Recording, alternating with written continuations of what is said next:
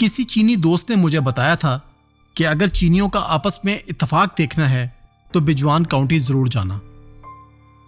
ये काउंटी मियायोंग शहर से 2 घंटे के फासले पर है और यहाँ जाते हुए रास्ते के नज़ारे क्या ही खूबसूरत थे। हर तरफ हरियाली से भरे हुए बुलंदो बाला पहाड़, रिवायती मकानात और खूबसूरत लोग। मगर ये रास्ता हमें एक बहुत ही अफसुर्दा कर देने वाली जगह ले गया कि जिसके मुतालिक मैं गुमान भी नहीं कर सकता था। सिर्फ आप देखें, इस वक्त हम मौजूद हैं सूबाई सिचुआन के बेइचुआन काउंटी में, जो 2008 में शदीद ज़लज़ला आया था। और आप देखें हमारे सामने ये तमाम बिल्डिंग्स उसी दर महफूज की गई है। तो इफ़त ऐसा क्यों किया गया है? अमूमन पाकिस्तान में या दीगर ममालिक में अगर कहीं ज़लज़ला आता है तो उस वक्त तमाम जो तबाहशुदा इमारतें उनको ख़त्म कर दिया जाता है और नई इमारतें बन जाती हैं। तो चीन ने ऐसा क्यों किया है? हमने देखा है कि जो तमाम जो काउंटी हमें हर तरफ वही पुरानी बिल्डिंग्स नज़र आ रही हैं, मेमोरियल्स बना दिए गए हैं। क्या वजह क्या थी? साइकी क्या है इसमें? अब जानते हैं कि उस वक्त तो इस शदीद ज़लज़ले में तो बहुत से ज़्यादा लोग फौत गए हैं। तो इसीलिए हम इस बिल्डिंग इसी तरह महफूज करते हैं, क्योंकि हम इन लोगों को कंडोलेंस एक्सप्रेस करना चाहते हैं।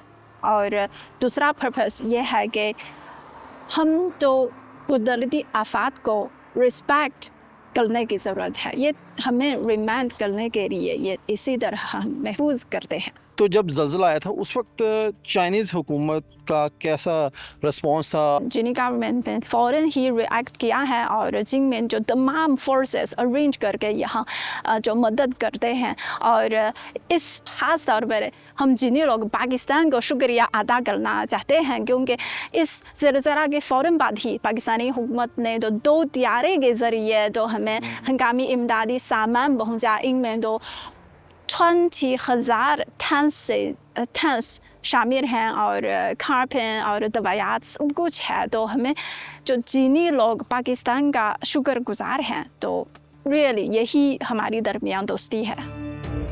2005 में कश्मीर का हौलनाक ज़लज़ला भी मैं देख चुका हूँ। वो मनाजिर कभी मेरे दिल से मिट नहीं सके। बिजवान काउंटी की टूटी खस्ता हाल ज़मीन बोस इमारतें, वो स्कूल जिसके नीचे पत्थरों में सैकड़ों नन्हे मुन्ने तलबा दब गए। अपने प्यारों को खो देना किस कदर अजियतनाक हो सकता है। बिजवान काउंटी के ये तकलीफ दे मनाजिर देखकर मैं अपने दिल पर काबू नहीं रख सका। There were 300 kids studying here, and when the earthquake happens, all the stones just, come down and cover everything. इनके पत्थर के नीचे स्कूल था, so no one alive.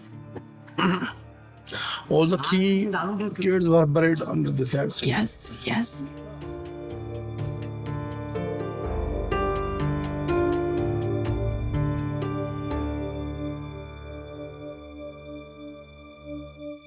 ये माज़ी में एक सुपरमार्केट था और उस वक्त जब ज़लज़ला आया था तो आप जानते हैं ये सब रास्ते तो ब्लॉक हो गए हैं। उस वक्त लोगों के लिए खाने पीने की चीज़ें तो नहीं थी और उस वक्त the owner of this supermarket ये सब कुछ डोनेट किए हैं ताकि लोग कुछ खाने पीने की चीज़ें मिल सकती।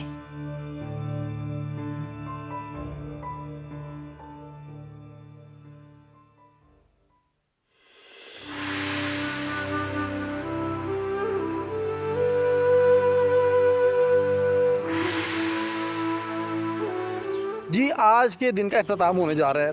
आप बताएं कि हम इस वक्त कहाँ मौजूद हैं? इस वक्त हम न्यू बेइचुआन काउंटी में मौजूद हैं, जहाँ मकामी हुकूमत ने जो मुतासरा लोगों के लिए एक नए घर बनाई हैं और यहाँ एक टूरिस्ट स्पॉट है जहाँ तो छंग कौमियती सकाफत महफूज की जाती है। अच्छा, आज का दिन शुरू से ही खासा तकलीफ दे महसूस हुआ और रिक्कत आमेज़ मनाज़िर हमें वहाँ को देखने को मिले और मैं खासा ख़ुद भी डिप्रेस फील कर रहा था और मैं रो भी पड़ा।